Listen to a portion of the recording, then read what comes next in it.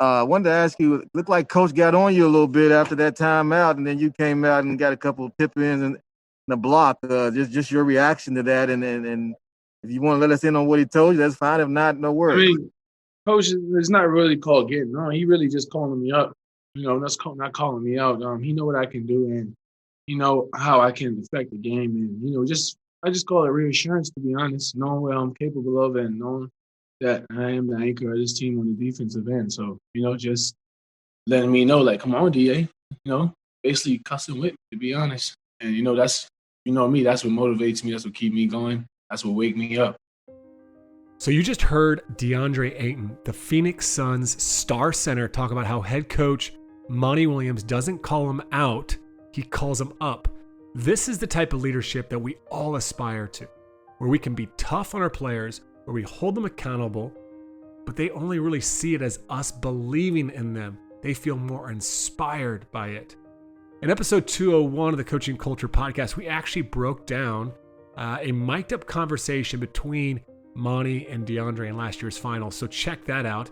And in the last episode 239, we talked with Monty Williams about his journey into coaching.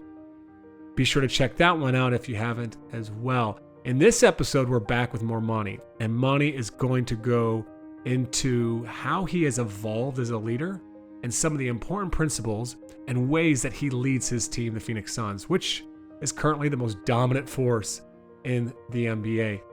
Welcome back to the Coaching Culture Podcast. If you're new, welcome. My name is JP Nurbin. I'm the founder of TOC Culture Consulting, where we coach coaches, helping them grow as leaders and build their team's culture in a systematic way. Every week, I am joined by my friend and co-host Nate Sanderson on this podcast. Be sure to give us a follow if you don't already. Each week, we share practical strategies and tools to strengthen relationships, raise standards, and improve your team's performance. And we try to do it in around 30 minutes. You can get the notes to this episode and every episode of the podcast by subscribing to our weekly newsletter at tocculture.com. Now we're going to get back into our conversation with Monty, but we're going to pick up kind of where he was talking about how getting fired in New Orleans was something that he was actually grateful for, as well as some other failures and struggles in his coaching career. Here's Monty. I'm grateful for some of the times that I didn't have success, because had I had that success, my identity would have been in that. Through being fired and some of the failures I've had, it's forced me to understand that my identity is in Christ, and that will never change. Love that, because I think it kind of ties in with what you've kind of alluded to, is this: you've started to change your coaching, right? You said some of the ways that you were coaching in New Orleans were not in line with your belief system or what you claim to believe. But the first change, it seems like it was this kind of heart posture change where you started to really, once again, start to really reframe and rethink, well, hey, where do I get my identity from? And while we may say it's Christ, it is something else. It's the scoreboard, it's the achievement, it's the title, it's the position, right? And all those things. So my question for you here is: your players talk often about, former players, current players, just about the change that you've gone through as a coach, and maybe some of your behaviors or the way that you lead. I'm curious, from your perspective, how are you different now? Now that you've had this that you've gone through this change, how are you different? It's weird. I hear guys talk about it. I hope that I don't sweat the small stuff that I used to sweat. I had a player one time said, "Man, coach, you don't cuss at us, man, but sometimes you make us feel real small." And that bothered me. When I was in New Orleans, I had a player tell me that. I asked a few guys that I coached that would tell me the truth. And I said, look, you got free reign to just tell me what you want. How could I be better? And I had one of the guys say that to me. He said, man, some days, coach, I just didn't feel free to be myself around you. And I realized to a degree that there was a lot of high and mighty, self-righteous behaviors that were being broadcasted to the team from me. And I didn't even realize it for the most part. And a couple of my prayers when I was out of coaching and didn't have a head job, I said, Lord, if I ever get a chance to, coach again, I wanted to be in a job where I was excited to, go to work every day. But I also wanted to never have players feel like that around me. And I think as coaches, and especially coaches who, say that we're Christians, we have to be really careful of the things we say or how it comes off to younger people that may be dealing with things, or young people that look up to us, and the words we say and the actions we broadcast can, sometimes put them in a box, or sometimes make them feel like they can't be themselves. And I hope that I'm more accepting of, because that was not my intention. I've always been an encourager. I've always been the guy that, rallied the locker room and was the glue of the teams that I was on. But I think when I got into coaching, especially a head coach the first time, I was so focused on culture and not so much people. And sometimes we get so focused on culture that we forget that culture is driven by people. And if you don't, if you're not focused on the people and serving the people, the culture is going to be limited. You can implement all kinds of strategies and phrases to create a culture. But if the people don't feel like they can be themselves and grow and get better and be them, then the culture is going to have a ceiling on it, in my opinion. And, it's only leadership if people are following you. Otherwise, you're just taking a long walk. And I had to figure out that for me, leadership was going to come through service and not always telling people what they should and shouldn't do, or what they, how they should behave and all that stuff. It had to be about, one, me seeking the Lord first and letting him direct my path, as opposed to just trying to win a game or trying to get guys to fit into my cookie cut narratives or my cookie cut, projections of how they should live their life. And I hope that, at 50 and having been fired and on my second job, that I'm somewhat more aware of that. Let me follow up on that. As you took over in Phoenix, you were, I think, the fourth coach in a very short amount of time there. They hadn't been to the finals since '93 before last year. And so, everybody, when they hire a new coach, says, we want somebody that's going to come in and change the culture. And certainly that probably is something that needed to happen. But when you kind of describe your philosophy in that way, that really culture starts with people, what did that actually look like for you when you got that job and started to go to work? I think for us in Phoenix, I tried to spend some time listening to the people that were already there, and try to identify the things that were doable and implement that into the culture. And obviously we have some absolutes that we won't budge on. Time is something that we feel like we all should respect. So we have to show up on time every day. Playing hard and competing is an absolute. If you can't compete and play hard, we got no shot. Defending is something that we felt like, we hear it all the time. Defense wins championships. So that was a part of our culture piece. And sharing the basketball was something that we felt like would help. That all came from just listening to the people that were there and having really good conversations with the players that were going to be with us going forward. But then the last piece was something that I thought I should add, just gratitude, understanding that this is a get to and not a got to. We get to be in the NBA. We get to, do what we do every single day. We get paid. It's not a got to. It's not a right.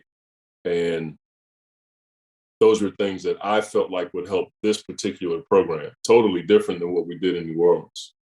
Everything we did in New Orleans was all basketball related, all court related.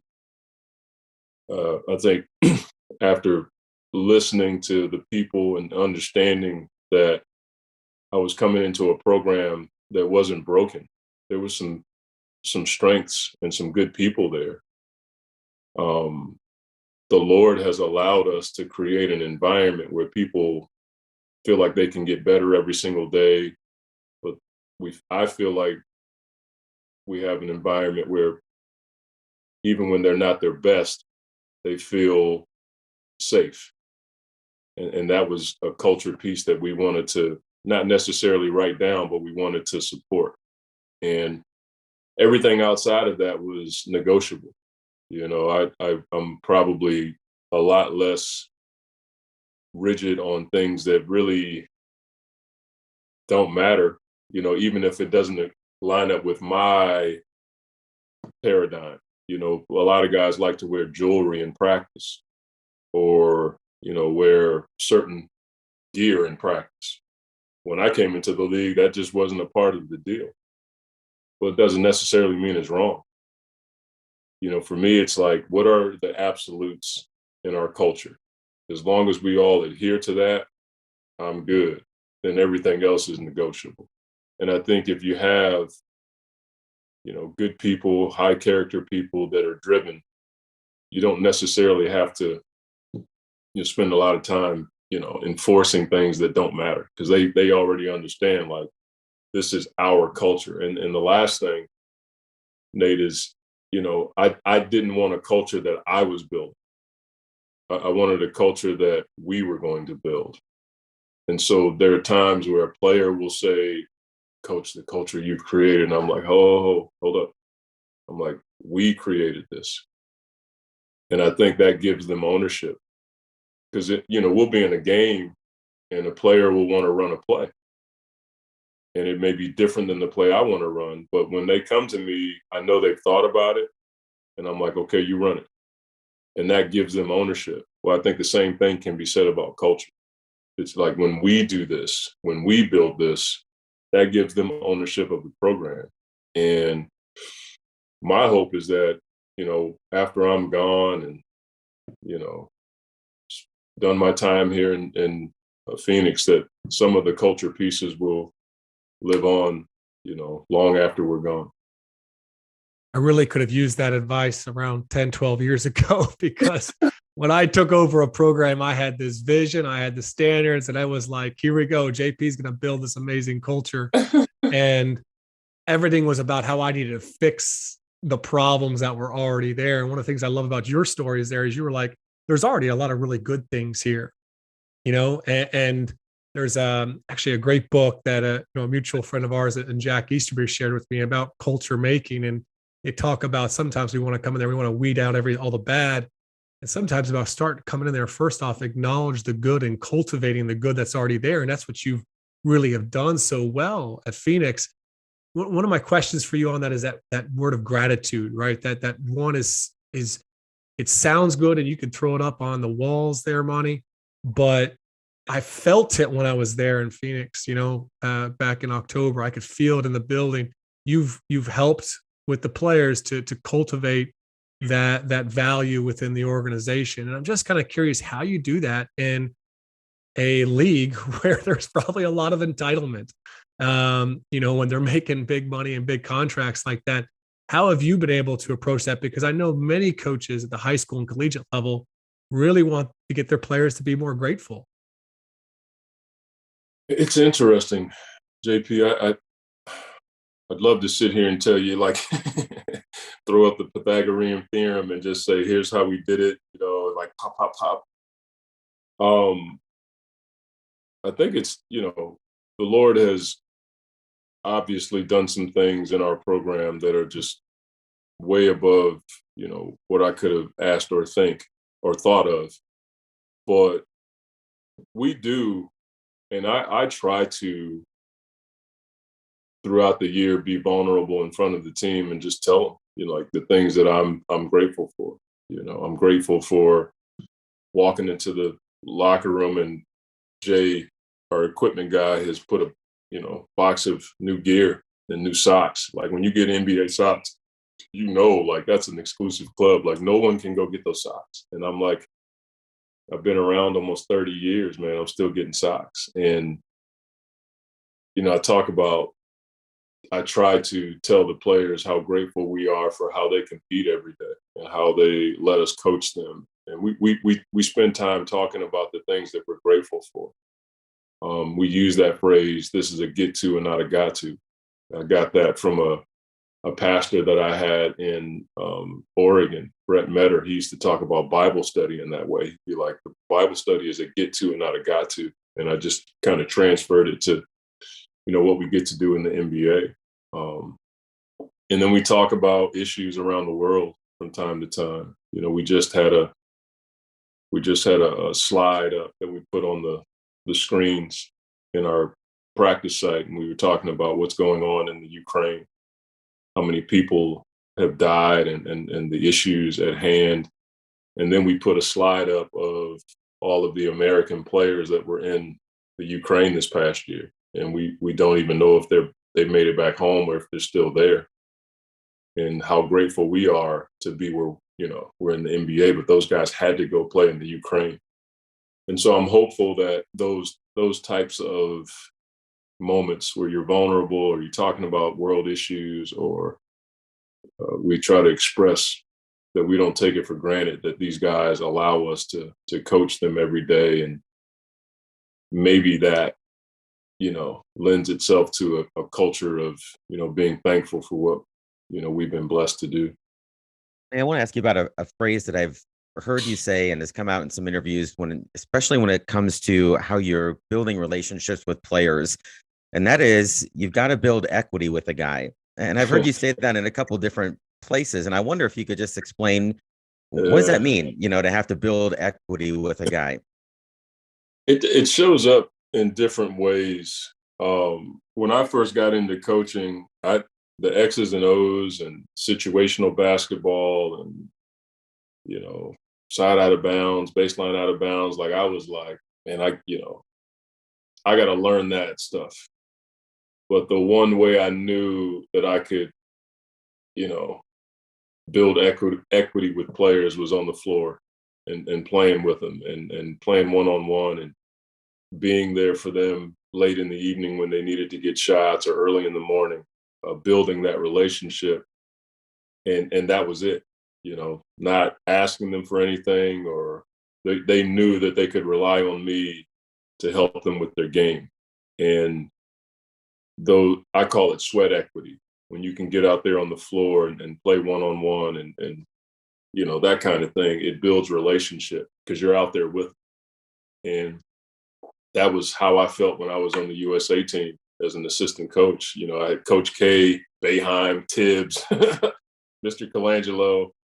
It was like the Sesame Street deal when we were kids. It's like, okay, one of these things doesn't fit. And it was Monty Williams, you know what I mean? I was like, what am I doing here? And the one way that I knew that I could build relationship and,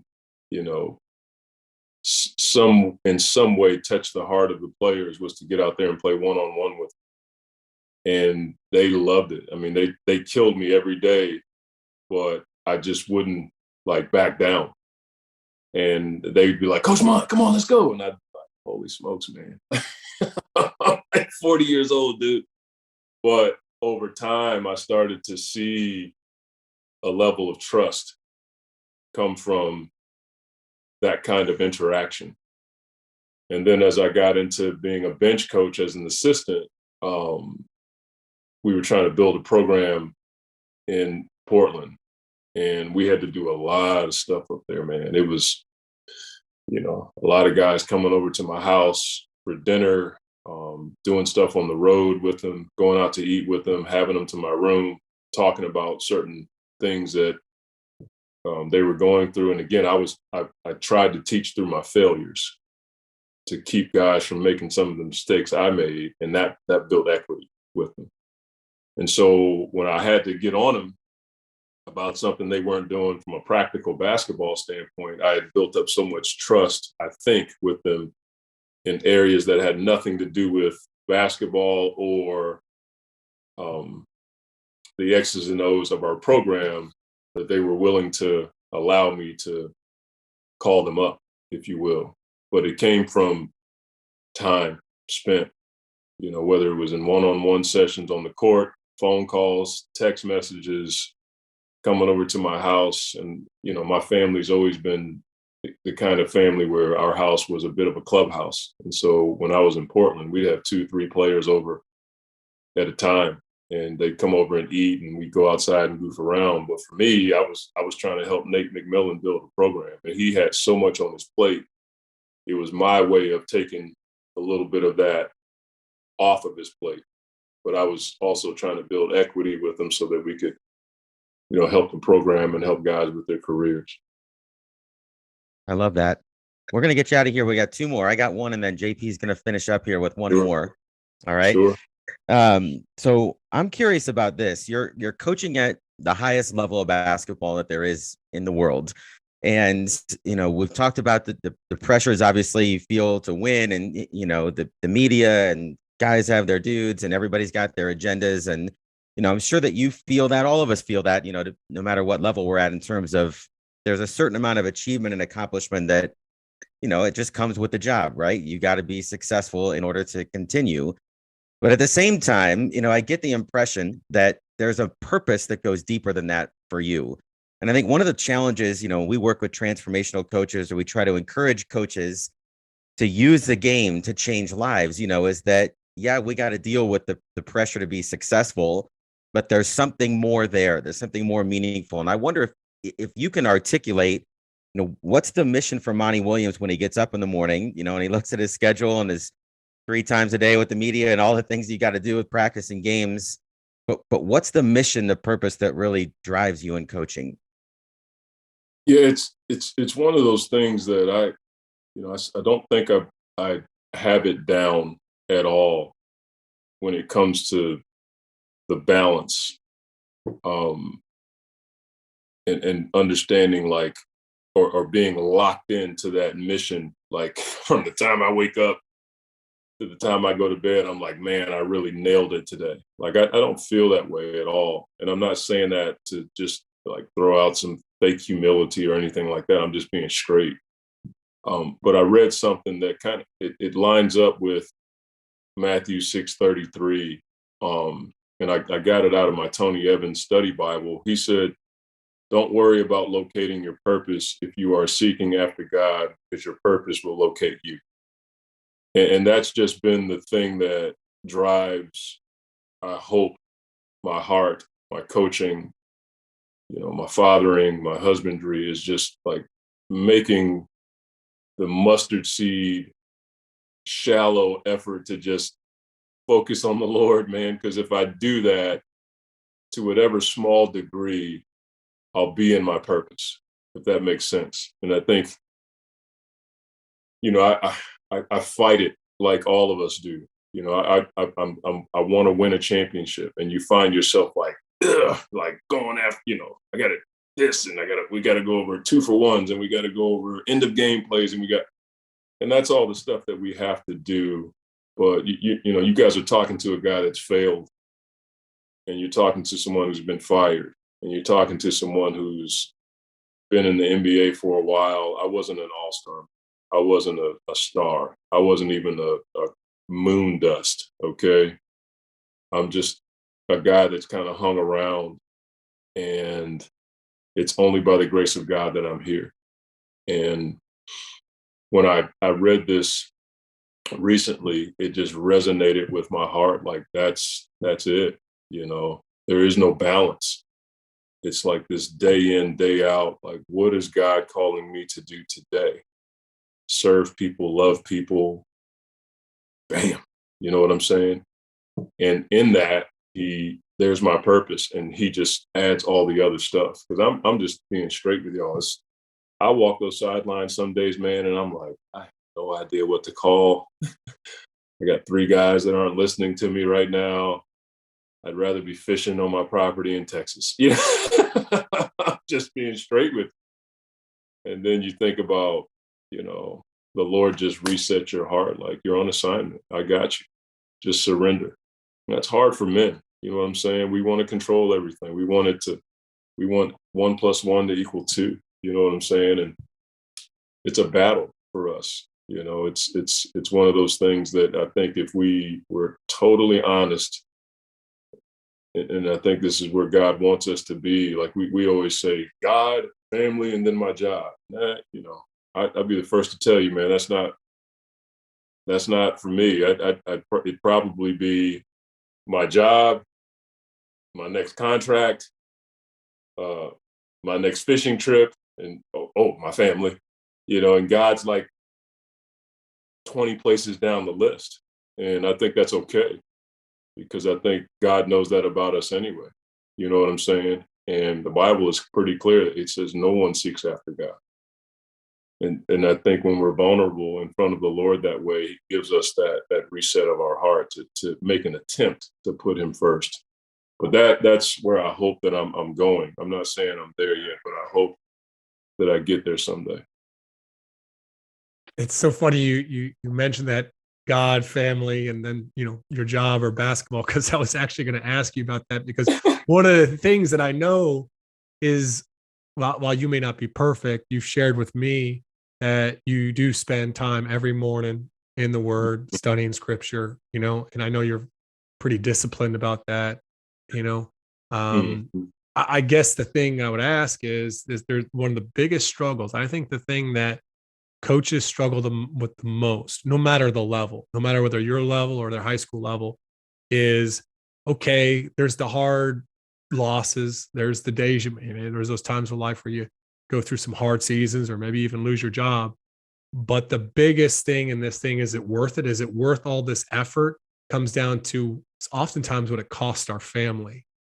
And I'm just kind of curious, and like you said, you're probably not perfect, that family's number 2 on the list, but how over, you know, your life as a coach, have you poured into and tried to fight to maintain that balance? Because it's a tough one for you, man. I mean, like any coach in the league. You know, I think for me, it has come down to carving out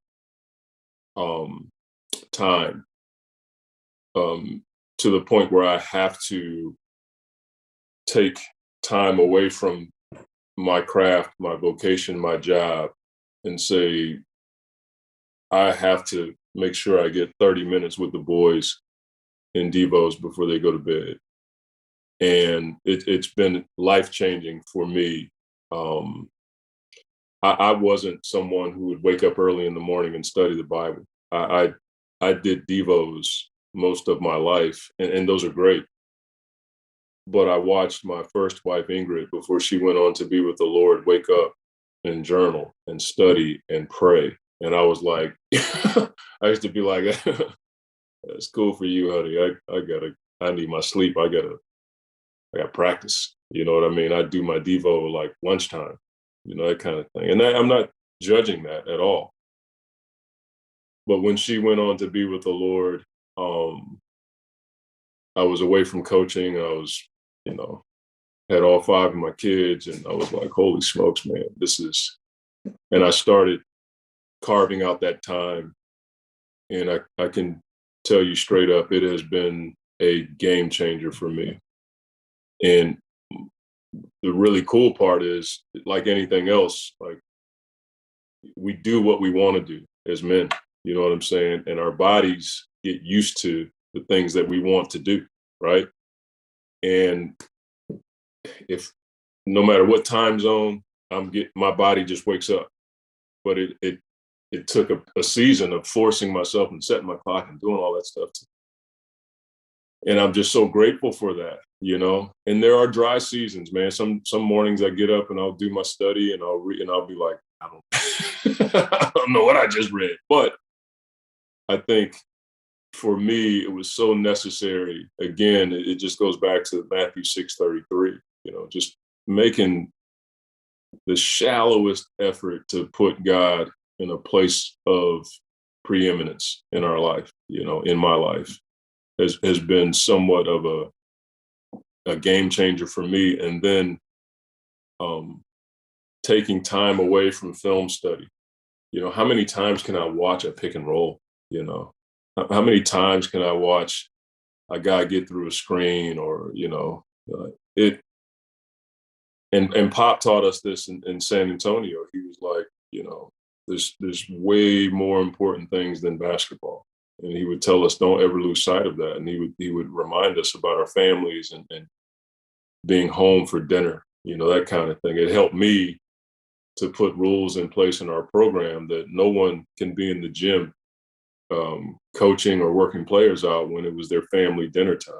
That was a rule that we put in, like, get out of here, go home, so that you can have that quality time. And I found that God has done some amazing things in my career and in my life. And I don't know if it's because of that.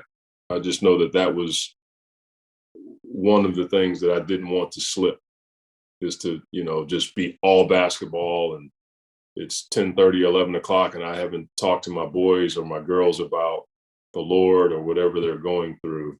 I had to neglect some of the things that dealt with my job.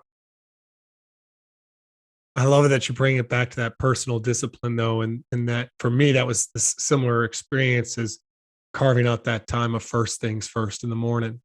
And I have a better chance of staying on the right path the rest of the day.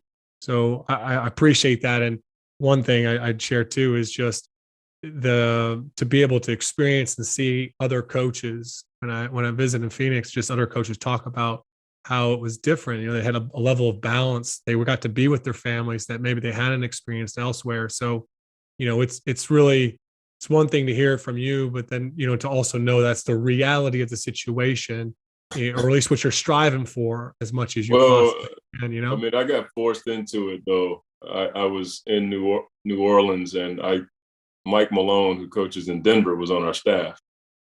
And I was at my house one night, and Mike called me about 8:30, 9 o'clock. He's like, "Hey, Mon, I got the report done. You want me to drop it off?" And I was like, "What?" And I knew that Mike lived across the bridge on the North Shore in New Orleans, which was about, 30, 40 miles. So I said, "Mike, where are you?" And he's like, "I'm at the practice site, coach." And I was like, I looked at my watch. I'm like, "Mike, it's like 8:30, 9 o'clock.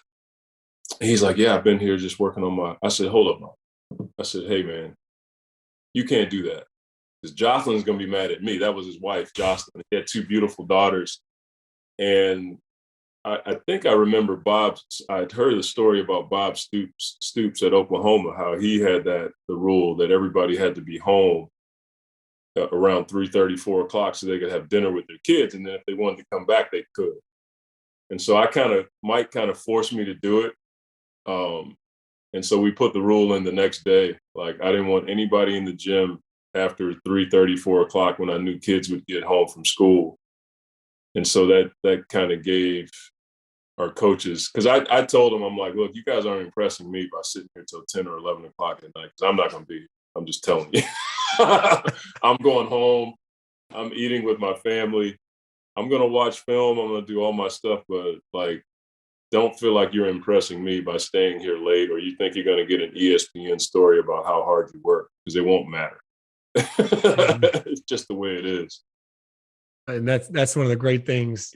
And that's why, I think there's so many coaches out there like myself that are cheering for you on, because, you're doing things the right way. That's one of the things I loved about Tony Dungy, is I know I'm going to be different, and a lot of times people are afraid, well, if I do things differently and we go home early, what happens when we don't win? What happens then? And it takes a lot of courage to do that, to be different, to probably break the mold of what maybe, because there's that mentality of like, well, if I'm not working, the other dude's working, right? And we think that's like, well, that means that he's getting better than me, and that's not always the case, So it's a great example, and we just appreciate you coming on here, and I appreciate your friendship and just getting to know you. It's been a real treat, and it's been something that we're excited to share with so many other coaches out there, man. Well, JP, Nate, I'm humbled by the invitation, and I mean, you and I have texted a few times. I kind of struggle with this stuff just because, I really want, for me anyway, I hope coaches, I want to see coaches succeed, but I don't feel like I'm that guy. And I don't say that to, again, with the fake humility deal. I know my own personal struggles. I know the things that the public doesn't know. And I'm just blown away that the Lord and his goodness has allowed me to be in this position. And so I do feel a level of service need to help coaches in a way that I was helped, but I still kind of struggle with, telling other people what they should do or sharing my experiences in a way that's going to help them, especially on a platform like this. So I'm grateful for our friendship and how it's grown, but I also understand that, we're all different and we have an assignment. Now, the last thing I want to do is have somebody try to be like me and mess up their assignment, because if two of us are alike, one of us isn't necessary. And we all have a unique path that God has for us. And I hope that the coaches that, hear us talk today understand that, they got to dive into what God has for them. They got to dive into the assignment that is uniquely set up for them so that they can be the best that they can be. I think there's so much to be said for a guy that's just fighting to figure that out, and I think so many of us need just the encouragement of that, that it's worth the battle. It's worth the wrestling. It's worth the disappointment, and still showing up and, trying to be as faithful as we can, knowing we're never going to be as faithful as we probably should be, And it's okay. You know what I mean? I think we probably should have like vulnerability platforms where we really share the things that we're going through, and that's always the struggle for me, because when you have a little bit of success, people want to imitate what you're doing because they think that's going to lead to their success. And that's not always the case. We need to be, if possible, vulnerable about everything we're doing, so that guys feel this, freedom to talk about like some of their shortcomings, so you can come to some sort of a solution so that guys can, realize they don't have to be perfect. You know what I mean? It's not about that. We used to always, I don't know if you guys grew up I grew up in the country with my aunts and uncles, grandparents, and every once in a while the old person would say, "God don't like ugly." And you grow up thinking like, hey, I got to be, well, it's actually wrong. God does love ugly, and he does love things that are broken and messed up, and he uses those things, but we don't talk about that. We tend to talk about, this is what I did. I watched film for 10 hours and I came up with 2 plays. And it's like, dude, come on. Like, we really, as men, need to start talking about the things that we're struggling with, things that we, really need help with, so that we can get the help, because the Bible is pretty clear, iron sharpens iron. And I think when we have these vulnerable times where we share and really get down to the nitty gritty, we may be on course to really having some success and productivity and bearing good fruit. All right, such an incredibly powerful reminder from Monty today, the importance of walking on our journey with others. If you'd like to learn more about how Nate and myself at TOC Culture Consulting do that for coaches, you can head on over to tocculture.com to learn more. There's also a link in the details of this episode to schedule a call. We have a mentorship coaching program, a community of over 75 coaches all across the globe in all levels in sports. And we have a yearly retreat. That's this year in 2022. It's in July out in Park City, Utah. Incredible experience. Our yearly retreat experience is one that has helped a lot of other coaches out there make this shift, make this change in their coaching, just like Monty Williams did. I have to just say one last thing here, which is this. I just can't thank Monty enough for coming on the podcast. He recorded this after a late night overtime game. He got up the next morning, he dropped his kids to school, and then he came all the way back home to record this episode. So I'm thankful for his time, and I'm thankful for his friendship. It's been really special to get to know him. Whether you are an NBA fan or not, follow Monty. His leadership example is definitely worth paying close attention to. Thanks for listening in to the Coaching Culture Podcast.